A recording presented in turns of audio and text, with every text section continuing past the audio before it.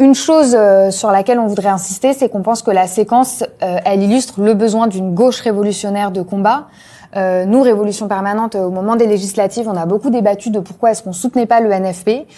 notamment dans la mesure où ça permettait de réhabiliter le Parti socialiste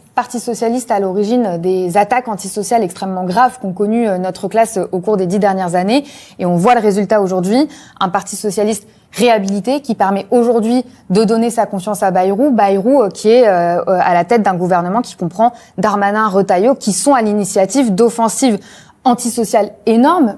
mais aussi évidemment d'attaques réactionnaires, xénophobes d'une gravité extrême. On a vu encore très récemment comment une jeune collégienne, une enfant en réalité, a été attrapée dans une école en Moselle pour être expulsée. Et c'est à ça que le gouvernement, que le Parti socialiste apporte aujourd'hui son soutien. Donc, ce qu'on veut nous dire, c'est que les travailleurs, la jeunesse, les classes populaires, toutes celles et ceux qui sont révoltés au cours des 10 dernières années, que ce soit le mouvement des Gilets jaunes, les grévistes contre la réforme des retraites, les jeunes des quartiers populaires qui sont soulevés contre le meurtre de Naël, méritent mieux, méritent une gauche révolutionnaire qui est capable de s'affronter réellement au régime en décomposition auquel on fait face. Je pense que pour s'affronter aux tâches de la période, on a besoin d'une gauche révolutionnaire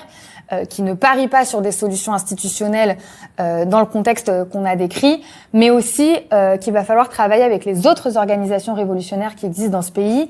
On pense en particulier au NPAR et à Lutte ouvrière, et qu'il va falloir mener des campagnes communes sur des points qu'on partage, voire construire des fronts électoraux à l'image de ce qui peut exister en Argentine avec nos camarades du PTS qui sont à l'intérieur d'une coalition électorale